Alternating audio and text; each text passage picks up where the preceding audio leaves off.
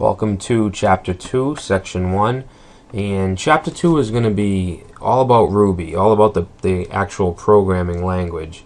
We're going to take a break from Ruby on Rails for a bit and just learn a little bit of Ruby itself. Like I said in the past chapter, you don't need to have a solid foundation in Ruby to start learning Ruby on Rails. And actually, if you don't know any up to this point, that's absolutely fine. I'm just going to show you in Chapter 2 the basics of Ruby and just what you need to know in order to build a web application using Rails.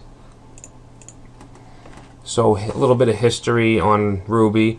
It was created by a Japanese man named Yukihiro Matsumoto, and he's better known as Matz, M-A-T-Z, and he created Ruby in 1993.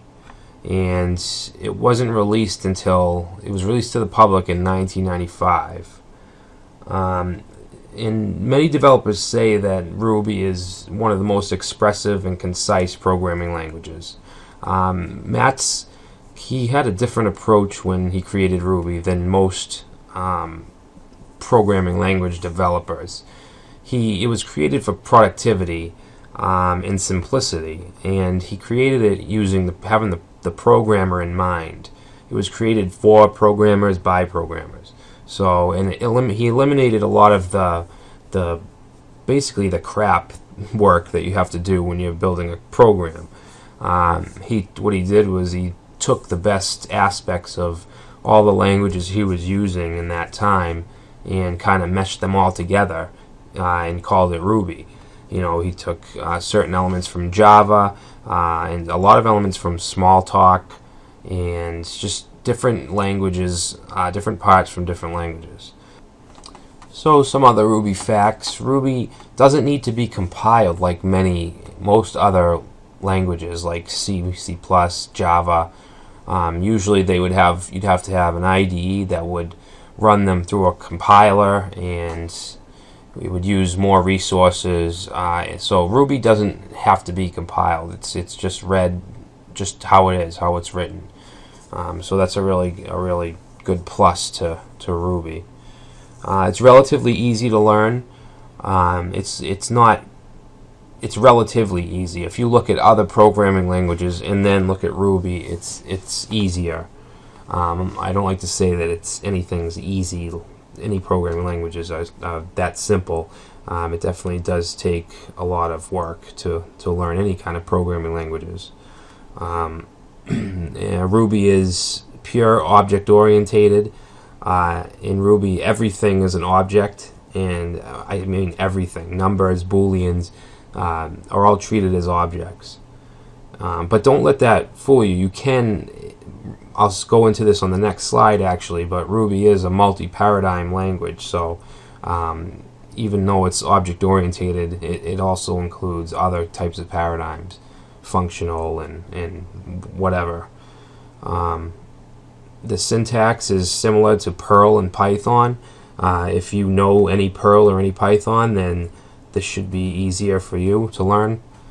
And Ruby is obviously it's used for web applications. That's what this series is about. Ruby on Rails is strictly for web applications, but Ruby itself can also be used for other types of desktop applications, 2D games, and some other stuff. It's not as powerful as using something like Java, but you can do other things with it. And it's really fun to use. So like I said, Ruby is a multi-paradigm language. It is an object-oriented language, but can utilize multiple types of paradigms for different problems. Ruby, it can also be functional and imperative if you know anything about different kinds of programming paradigms.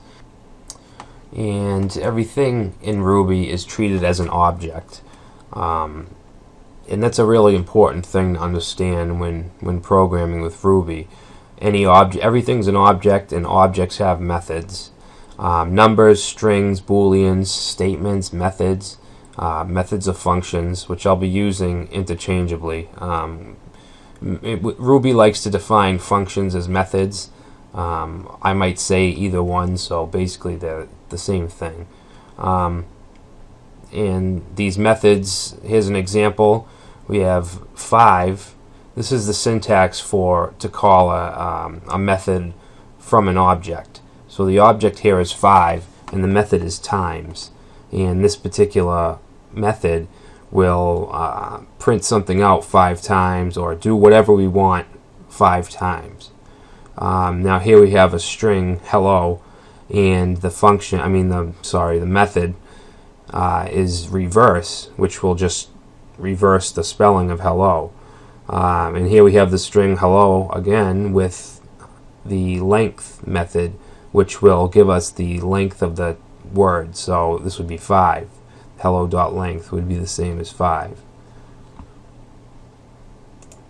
Okay, let's move on. Syntax of Ruby. As I said earlier, it's similar to Perl and Python. Keywords in Ruby signal class and method definition. And there are some pretty prominent differences from Ruby and most other languages. One of them is that when you declare a method, you don't have to use, you can't use curly braces like you would in most other languages.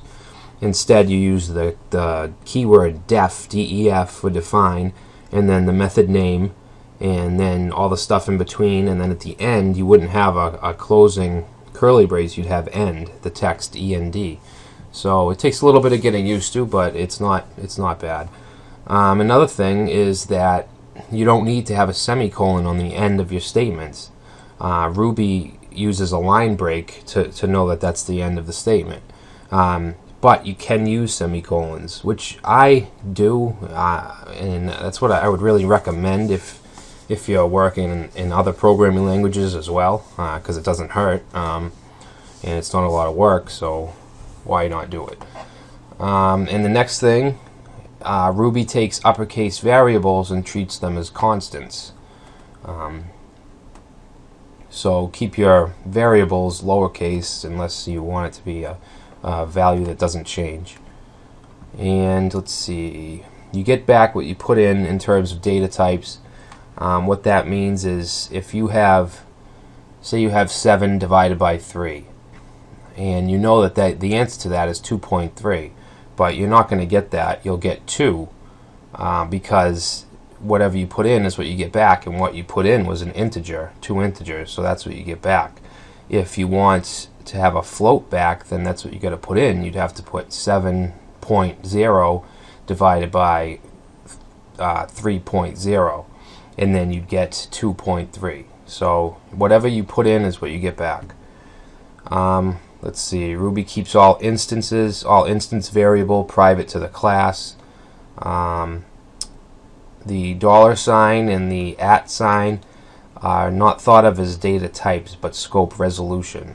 So when we declare a variable, we don't have any kind of symbol or character on the front of it. If we do have a $ in front of it, a $, yeah, that's what it's called, then that usually means that it's a global variable. So only global variables would have that. Let's see, let's move on, and that looks like that's it. So in the next video, I will be showing you more, actual programming. We're going to use a program called Ruby Installer, and that'll give us another program called Interactive Ruby, which is a command line interface that we can run Ruby code in. So I'll see you in that video.